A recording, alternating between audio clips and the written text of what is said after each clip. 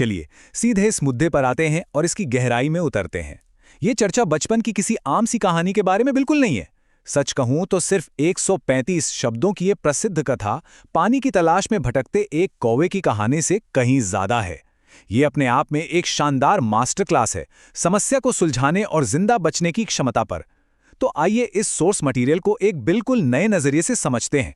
ये सच में एक बेहद रोमांचक सफर होने वाला है। कहानी की शुरुआत किसी शांत या आम दिन से नहीं होती। शुरुआत ही सीधे मौत के डर से होती है। सोर्स टेक्स्ट यहां साफ कहता है कि पानी की कमी के कारण उसकी जान जाने का खतरा था।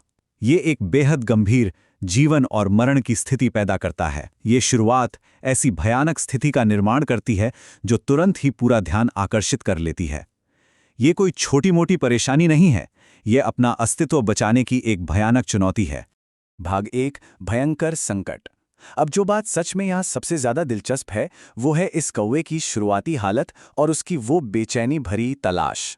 यहाँ भावनाओं का तेजी से बदलना साफ देखा जा सकता है। एक तरफ पहले तलाश की वो गहरी निराशा है, फिर अचानक एक घड़ा मिलने पर अत्यधिक खुशी, जिसे सोच में ग्रेट डिलाइट कहा गया है। और आखिर में क्या होता है, जब पता चलता है कि पानी बेहद कम है तो एक बार फिर से वही गहरी हताशा। सोचिए, एक ही पल में बची खुची उम्मीद का जगना और फिर अगले ही पल उसका पूरी तरह से टूट जाना। ये एक बेहद नाटकीय स्थिति है। यहाँ इस पूरी स्थिति की वो सबसे क्रूर विडंबना सामने आती है। जिंदगी बचाने वाला स्रोत ठीक सामने मौजूद है, फिर भी उस पर हक नहीं जमाया जा सकता। घड़े के तल में पानी होना और उसे न पी पाना एक ऐसी फिजिकल और मनोवैज्ञानिक तकलीफ है जो सीधे तौर पर किसी बड़े समाधान की मांग करती है। पानी ठीक सामने दिख रहा है, लेकिन प्यास नहीं बुझ सकती। आइए आगे बढ़ते हैं। भाग 2, प्रयास और त्रुटि। जब ऐसी परेशानी आती है तो सरवाइव करने की पहली शुरुआती प्रतिक्रिया अक्सर पूरी ताकत झोंक देने की ही होती है। यहाँ 2 अलग अलग आक्रामक रणनीतियों की तुलना देखने को मिलती है।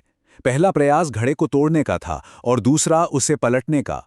अब जरा इस बारे में सोचिए, एक छोटा सा पक्षी एक मजबूत मिट्टी के घड़े को तोड़ने या पूरी ताकत से गिराने की कोशिश कर रहा है, जैसे कोई पहलवान उसे बॉडी स्लैम करने की कोशिश कर रहा हो। सोर्स मटेरियल हमें बताता है कि उसने बार बार यानी अगेन एंड अगेन कोशिश की, लेकिन अपनी ताकत का यह इस्तेमाल पूरी तरह से विफल रहा। तो यहाँ सबसे अहम बात यह है कि इस स्थिति की फिजिकल लिमिटेशंस यानी भौतिक सीमाएं बहुत स्पष्ट हैं। पानी बिल्कुल नीचे तल में है, घड़ा टूट नहीं सकता और ना ही पलटा जा सकता है। जब ऐसी फिजिकल ताकत काम नहीं आती और सारी उम्मीदें खत्म होने लगती हैं, तब एक पूरी तरह से नई रणनीति यानी एक कंप्लीट स्ट्रेटेजिक पिवट की सख्त जरूरत पड़ती है। जिससे हम आते हैं भाग 3 पर, क्रमिक समाधान। यहां से घबराहट और हड़बड़ी अचानक एक सटीक और बेहद शांत रणनीति में बदल जाती है। 1, सिर्फ 1। ये छोटी सी संख्या दर्शाती है कि बड़ी बड़ी और विशाल समस्याएं अक्सर किसी एक बड़ी छलांग से नहीं, बल्कि छोटे छोटे अकेले कदमों से सुलझाई जाती हैं।